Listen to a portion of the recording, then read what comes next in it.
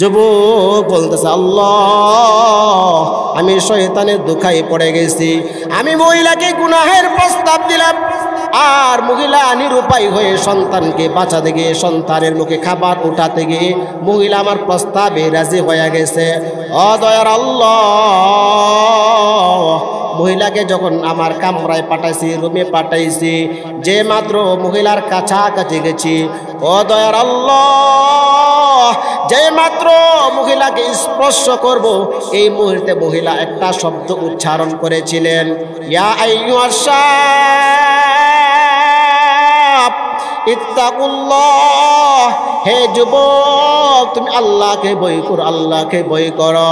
হে যুবক, দুনিয়ার কেউ না দেখলো আল্লাহ তাআলা দেখে। হে যুবক, তুমি 1 মিনিট আর 5 মিনিট শান্তির জন্য তুমি জাহান্নামকে ভুলে যেও না।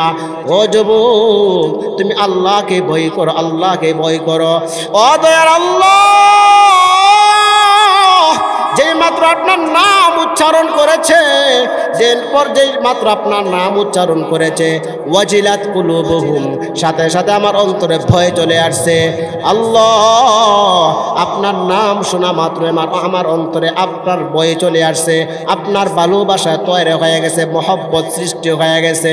আল্লাহ, সাথে সাথে আমি মহিলাকে বললাম, হে বোন, তুমি আমার অন্তরে চোখ খুইলা দিলা, জাহান্নাম থেকে বাঁচাইয়া দিলা।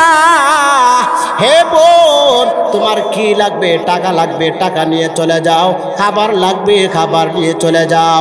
ও আল্লাহ, আমি তো চাইলে মহিলার সাথে গুনাহ করতে পারতাম, কিন্তু আপনার নামের সম্মান, আপনার নামের সম্মানার্থে আল্লাহ, আপনার ভয়ে, জাহান্নামের ভয়ে আমি মহিলার সাথে গুনাহের সুযোগ পাওয়ার পরে গুনাহ করি নাই। ও আল্লাহ, আমার এই আমলটা যদি আপনার কাছে কবুল হয়ে থাকে, পছন্দ হয়ে থাকে, তাহলে আজ কঠিন মুসিবত থেকে, কঠিন বিপদ থেকে আমাদেরকে রক্ষা করুন। এইভাবে দোয়া করতে দেরি, সাথে সাথে আল্লাহ তাআলা পাথরটাকে পোড়াপুরি সরাইয়া দিছে। সুবহানাল্লাহ। উলাইকা হুমুল মুমিনুনা হাক্কান লাহুম দারাজাতুন ইনদা রাব্বিহিম ওয়া মাগফিরাতুন ওয়া রিজকুন কারীম।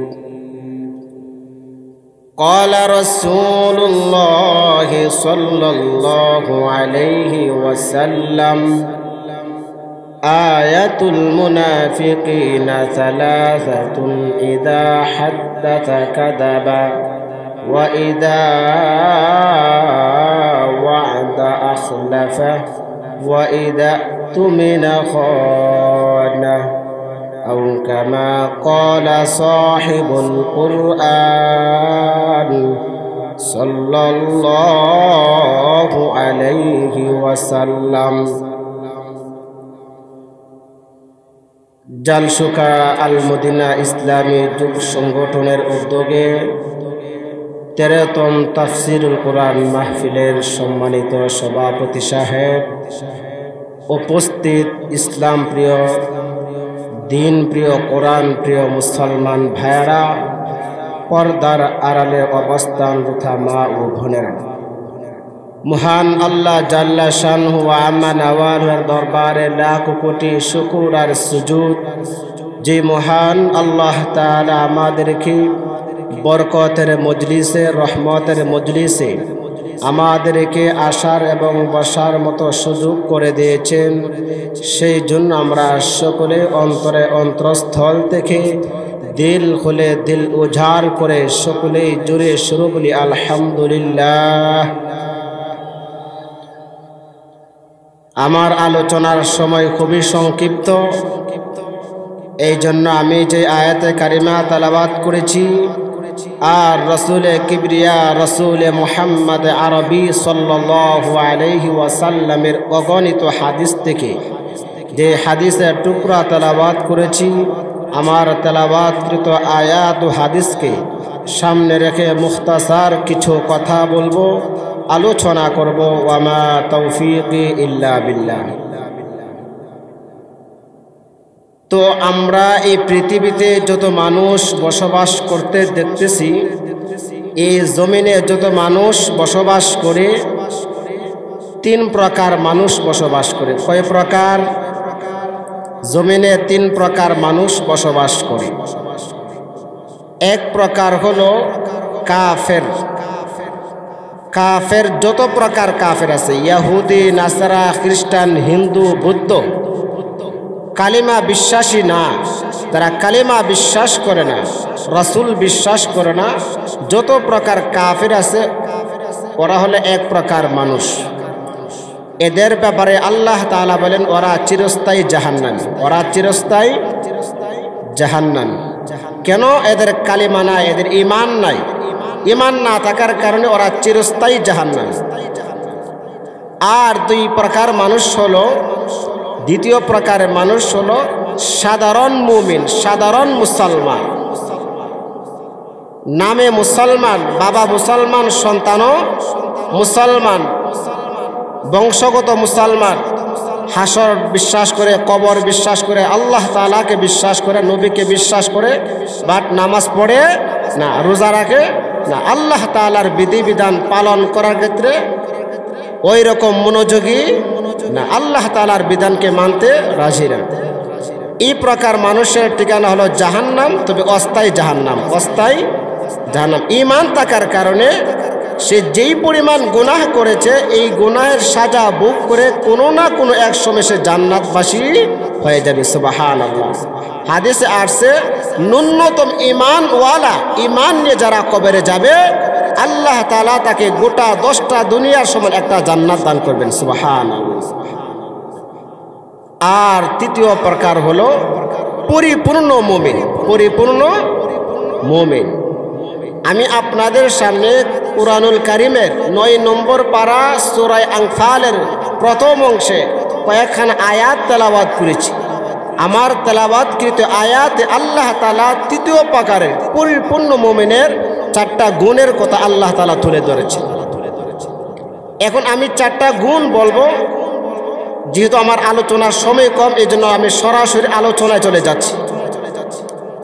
আমি 4টা গুণের কথা বলবো। এই 4টা গুণ আমি আমার সাথে মিচিং করব, আমি আমার দিকে তাকাইয়া খেয়াল করবো এই 4টা গুণের মধ্যে আমার মধ্যে কোন গুণটা আছে। কথা বুঝাতে পারছি? আমরা কি পরিপূর্ণ মুমিন হতে চাই না? পরিপূর্ণ মুমিন যারা, ওরা কবরে যাওয়ার সাথে সাথে আল্লাহ তাআলা তাদের কবরকে জান্নাতের বাগান বানিয়ে দিবে। সুবহানাল্লাহ। তো যাই হোক, পরিপূর্ণ মুমিনের প্রথম আলামত হলো, 1 নম্বর গুণ হলো আল্লাহ তাআলার জিকির করার পরে, আল্লাহ তাআলার নাম শোনার পরে যাদের অন্তরে আল্লাহ তাআলার প্রতি মায়া মহব্বত সৃষ্টি হয়, আল্লাহ তাআলার প্রতি মহব্বত, আল্লাহ তাআলার প্রতি ভয় সৃষ্টি হয়, এটা হলো পরিপূর্ণ মুমিনের প্রথম আলামত। আল্লাহ তাআলার নাম শোনার পরে আল্লাহ তাআলার প্রতি যাদের মহব্বত, যাদের ভয় সৃষ্টি হয়, এটা হলো পরিপূর্ণ মুমিনের প্রথম আলামত। আর 2 নম্বর আলামত হলো কোরআন তেলাওয়াত শুনলে, কোরআন তেলাওয়াত করলে যাদের ভালো লাগে, যাদের ঈমান বৃদ্ধি পায়, কোরআন তেলাওয়াত করলে শুধু করতেই মন চায়, কোরআন তেলাওয়াত শুনলে শুধু শুনতেই মন চায়, এটা হলো পরিপূর্ণ মুমিনের 2 নম্বর আলামত। আর 3 নম্বর আলামত হলো আল্লাযীনা ইউকিমুনাস সালাতা ওয়া মিম্মা রাযাকনাহুম ইউনফিকুন। 3 নম্বর আলামত হলো যারা নামাজ কায়েম করে, যারা নামাজ কায়েম করে।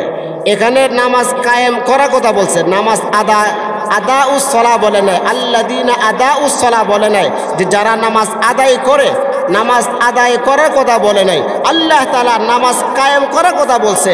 আদায় করা এক অর্থ, কায়েম করা আর এক অর্থ। আদায় করা অর্থ হলো আমি নিজে ফজর নামাজ পড়লাম, আমার ছেলে মেয়ে বিবি বাচ্চা সবাই ঘুমাইলো, এটা হলো শুধু নিজের নামাজ নিজে আদায় করলাম, শুধু নিজে জাহান্নাম থেকে বাঁচার চেষ্টা করলাম, কিন্তু পরিবার পরিজনদেরকে জাহান্নাম থেকে বাঁচানোর চেষ্টা করলাম না, এটা হলো আদা উসলা। আল্লাহ তাআলা আদা উসলার কথা বলে নাই।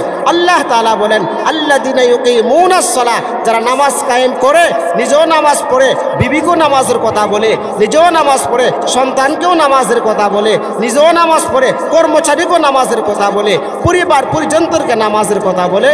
এই মুমিনদের কথা। মুমিনদের তৃতীয় নাম্বার আলামত কি? যারা নিজেও নামাজ পড়ে, পরিবার পরিজনদেরকে নামাজের কথা বলে। আর 4 নাম্বার হলো ওয়ামিম্মা রাযাকনাহুম ইউনফিকুন, আল্লাহর দেওয়া জান, আল্লাহর দেওয়া মাল, আল্লাহর দেওয়া সময় যারা আল্লাহ রাস্তায় ব্যয় করে, অর্থাৎ আল্লাহ তাআলা আমাকে যে নিয়ামত দিয়েছেন, যে সম্পদ দিয়েছেন, এই সম্পদ আল্লাহ রাস্তায় ব্যয় যারা করে, শুধু জমায় রাখে না, আল্লাহ তাআলা যা দেয় সব শুধু জমায় রাখে, একত্রিত করে রাখে, আল্লাহ রাস্তায় দান করতে মন চায় না। যারা আল্লাহ তাআলা সম্পদ দেওয়ার পরে আল্লাহ রাস্তায় মন ভরে দিল উজাড় করে আল্লাহ রাস্তায় যারা দান করে, তারা হলো পরিপূর্ণ মুমিন। তাহলে এই 4টা গুণের মধ্যে কোন কোন গুণ আমার মধ্যে আছে আমরা সবাই খেয়াল করছি তো ইনশাআল্লাহ। আজকের ওয়াজ থেকে আমরা আলোচনা যেহেতু লম্বা হবে না, ওই রকম বড় আলেমও আমি না, তো এই 4টা গুণ, 1 নাম্বার গুণের কথা স্মরণ আছে তো ইনশাআল্লাহ। 1 নাম্বার গুণ কি? ইন্নামাল মুমিনুনাল্লাযীনা ইযা যুকিরাল্লাহু ওয়াজিলাত কুলুবুহুম। মুসলমান ভাইরা আমার, পরিপূর্ণ মুমিনের প্রথম আলামত হলো আল্লাযীনা ইযা যুকিরাল্লাহু ওয়াজিলাত কুলুবুহুম, যাদের সামনে আল্লাহ তাআলার নামের জিকির করা হলে, আল্লাহ তাআলার নাম উচ্চারণ করার পরে, ওয়াজিলাত কুলুবুহুম, যাদের অন্তরে আল্লাহ তাআলার প্রতি ভয় চলে আসে। মুসলমান ভাইরা আমার, যাদের সামনে আল্লাহ আল্লাহ শব্দটা উচ্চারণ করার পর যাদের মনে শান্তি লাগে, প্রশান্তি লাগে, ও মুসলমান, আল্লাহ আল্লাহ শব্দটা শুনলে যাদের শুনতেই মন চায়, যাদের শুনলে মনে শান্তি লাগে, আল্লাহ শব্দটা শুনলে যাদের মনে প্রশান্তি লাগে, ও মুসলমান, আমাদের এলাকার প্রত্যেকটা মসজিদে প্রতিদিন মুয়াজ্জিন 5 বার বলে আল্লাহু আকবার, আল্লাহু আকবার।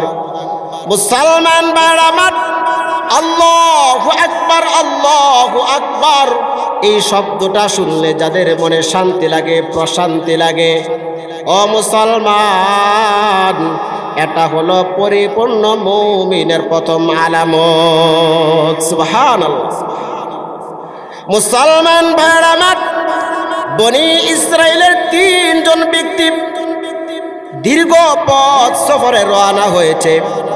রাস্তায় সন্ধ্যা হয়ে গেছে, রাত্র হয়ে গেছে।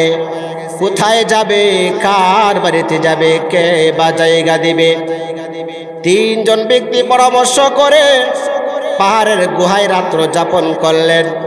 আল্লাহু আকবার। সকালবেলা ঘুম থেকে ওঠা দেখে পাহাড়ের উপর থেকে বিশাল বড় পাথর পরে রাস্তাটা বন্ধ হয়ে গেছে।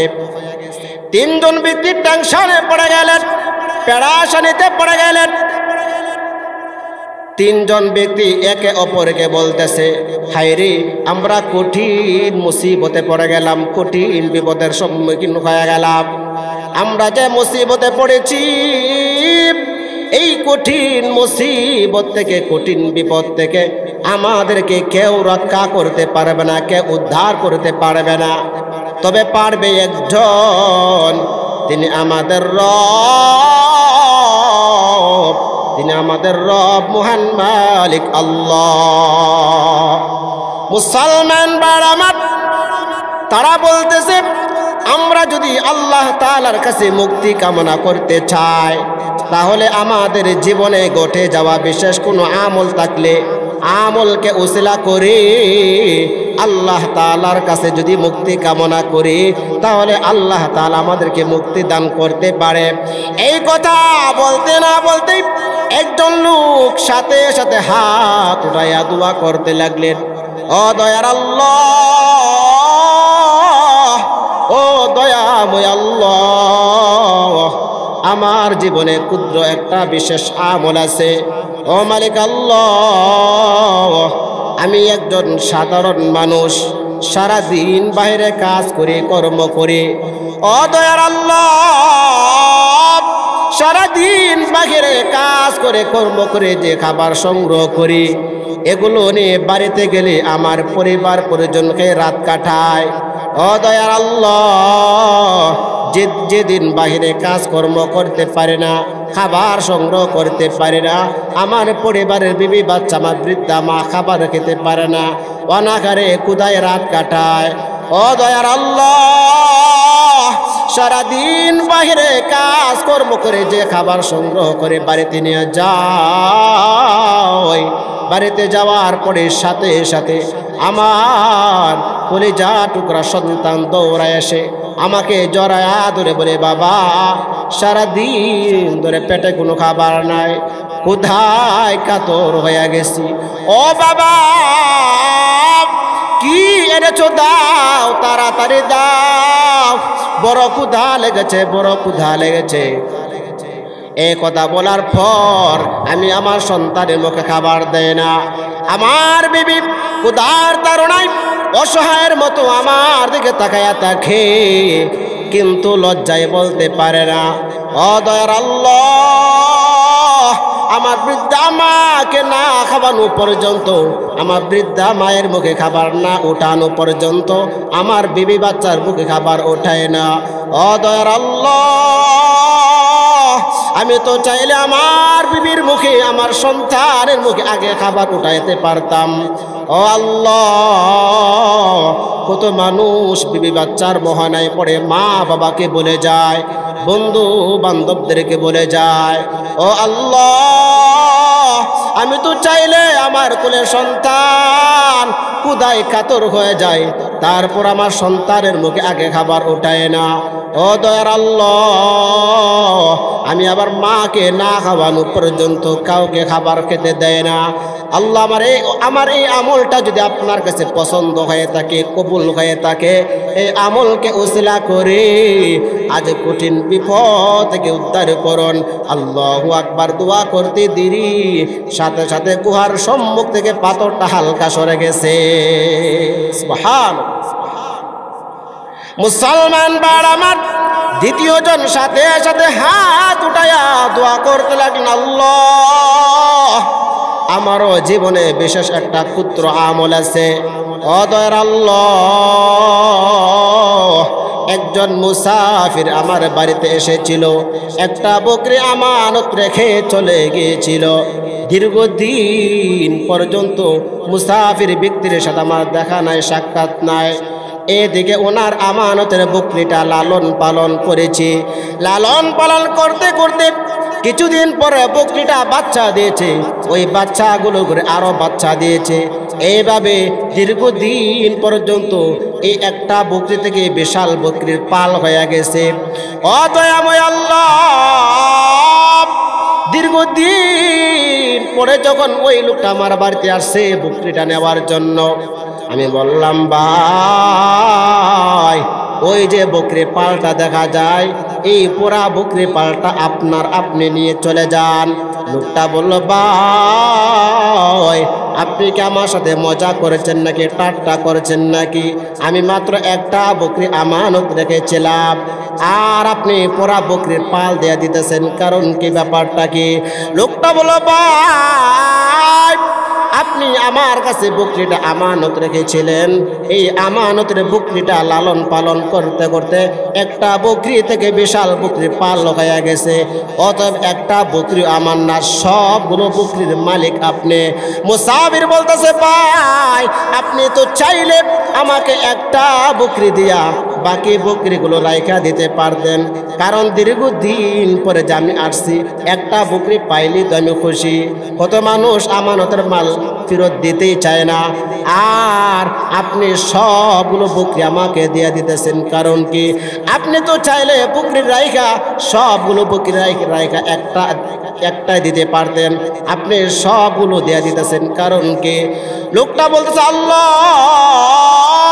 আমি মুসাফির ব্যক্তিকে বলেছি, ও মুসাফির ভাই, আপনার বকরিটা আমার কাছে আমানত রেখেছিলেন, আর আমানতের মাল যারা বক্ষণ করে, আমানতের খেয়ানত যারা করে, আল্লাহ তাআলা হাসর ময়দানে, মাহশরের ময়দানে এদের ঠিকানা করে দিবে জাহান্নাম। ও আল্লাহ, আমি জাহান্নামকে ভয় করে আল্লাহ, আমি তো একটা বকরি দিয়া বাকি বকরিগুলো রাইখা দিতে পারতাম। ও দয়ার আল্লাহ, তোমার বয়ে, জাহান্নামের বয়ে আমি একটা বকরিও রাখি নাই, সবগুলো বকরি আমি মুসাফির ব্যক্তিকে দেয়া দিয়েছি।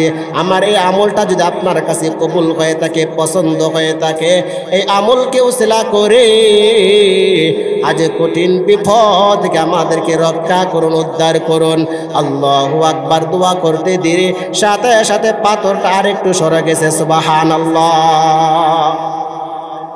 মুসলমান ভাই আমার, তৃতীয় জন সাথে সাথে হাত উঠাইয়া দোয়া করতে লাগলেন আর বলতে লাগলেন, মালিক, আমার এলাকায় আমি সবচেয়ে ধনী মানুষ, আমার টাকার কোনো অভাব নাই, সম্পদের অভাব নাই, সম্মানের অভাব নাই। আমার বাড়ির আশপাশে পাড়া প্রতিবেশী যাদের টাকার প্রয়োজন টাকা দিয়া দেয়, যাদের খাবারের প্রয়োজন খাবার দিয়া দেয়। ও আল্লাহ, আমার এলাকার মানুষদেরকে বিভিন্ন সময় টাকা পয়সা দিয়া সহযোগিতা করি। একদিন আমার বাড়ির পাশের একজন সুন্দরী মহিলা আমার কাছে এসে বলতেছে, ভাই, আমার ঘরের আমার সন্তানগুলো ক্ষুধায় কাতর হয়ে গেছে, টাকা নাই, খাবার নাই, আমার সন্তানগুলো না খেয়ে ক্ষুধায় কষ্ট করতেছে। ও ভাই, আমি আপনার কাছে এসেছি, আপনি আমাকে কিছু টাকা দেন কিংবা খাবার দেন, না হয় আমার সন্তানগুলো কোথায় মারা যাবে। এদিকে আল্লাহ, শয়তান আমাকে ধোঁকা দিয়া দিছে, শয়তান আমাকে ধোঁকা দিয়া দিছে, আমি শয়তানের ধোঁকায় পড়ে গেছি। শয়তান বলতেছে, ওরে যুবক, এমন সুযোগ আর কোনোদিন পাইবা না, এই সুযোগ বারবার আসে না। এ যুবক, এই সুযোগে এই মহিলাকে তুমি যে প্রস্তাব দিবা, যে কথা বলবা, সেটাই সে মানতে বাধ্য, কারণ তার সন্তান বাঁচাতে হবে, তার সন্তান বাঁচাতে হবে। এই জন্য মুসলমান, অনেক মানুষ টাকার অভাবে, সম্পদের অভাবে স্বভাব নষ্ট হয়ে যায়, ঠিক না বেঠিক? মুসলমান ভাইরা আমার, যুবক বলতেছে, আল্লাহ, আমি শয়তানের ধোঁকায় পড়ে গেছি, আমি মহিলাকে গুনাহের প্রস্তাব দিলাম, আর মহিলা নিরুপায় হয়ে সন্তানকে বাঁচাতে গিয়ে, সন্তানের মুখে খাবার উঠাতে গিয়ে মহিলা আমার প্রস্তাবে রাজি হয়ে গেছে। ও দয়ার আল্লাহ, মহিলাকে যখন আমার কামরায় পাঠাইছি, রুমে পাঠাইছি, যে মাত্র মহিলার কাছাকাছি গেছি, ও দয়ার আল্লাহ, যে মাত্র মহিলাকে স্পর্শ করব, এই মুহূর্তে মহিলা একটা শব্দ উচ্চারণ করেছিলেন, ইয়া আইয়ুহাস শাব ইত্তাকুল্লাহ, হে যুবক, তুমি আল্লাহকে ভয় করো, আল্লাহকে ভয় করো। হে যুবক, দুনিয়ার কেউ না দেখলো, আল্লাহ তাআলা দেখে। হে যুবক, তুমি 1 মিনিট আর 5 মিনিট শান্তির জন্য তুমি জাহান্নামকে ভুলে যেও না। ও যুবক, তুমি আল্লাহকে ভয় করো, আল্লাহকে ভয় করো। ও দয়ার আল্লাহ, যেই মাত্র আপনার নাম উচ্চারণ করেছে, যেই মাত্র আপনার নাম উচ্চারণ করেছে, ওয়াজিলাত কুলুবুহুম, সাথে সাথে আমার অন্তরে ভয় চলে আসছে। আল্লাহ, আপনার নাম শোনা মাত্র আমার অন্তরে আপনার ভয় চলে আসছে, আপনার ভালোবাসা তৈরি হয়ে গেছে, মহব্বত সৃষ্টি হয়ে গেছে। আল্লাহ, সাথে সাথে আমি মহিলাকে বললাম, হে বোন, তুমি আমার অন্তরে চোখ খুইলা দিলা, জাহান্নাম থেকে বাঁচাইয়া দিলা। হে বোন, তোমার কি লাগবে? টাকা লাগবে, টাকা নিয়ে চলে যাও, খাবার লাগবে, খাবার নিয়ে চলে যাও। ও আল্লাহ, আমি তো চাইলে মহিলার সাথে গুনাহ করতে পারতাম, কিন্তু আপনার নামের সম্মান, আপনার নামের সম্মানার্থে আল্লাহ, আপনার ভয়ে, জাহান্নামের ভয়ে আমি মহিলার সাথে গুনাহের সুযোগ পাওয়ার পরে গুনাহ করে নাই। ও আল্লাহ, আমার এই আমলটা যদি আপনার কাছে কবুল হয়ে থাকে, পছন্দ হয়ে থাকে, তাহলে আজ কঠিন মুসিবত থেকে, কঠিন বিপদ থেকে আমাদেরকে রক্ষা করুন। এইভাবে দোয়া করতে দেরি সাথে সাথে আল্লাহ তাআলা পাথরটাকে পোড়াপুরি সরাইয়া দিছে। সুবহানাল্লাহ। তাহলে এই ঘটনা দ্বারা আমরা কি বুঝতে পারলাম? এই ঘটনার থেকে আমরা তিনটা সবক গ্রহণ করতে পারি। কয়টা সবক?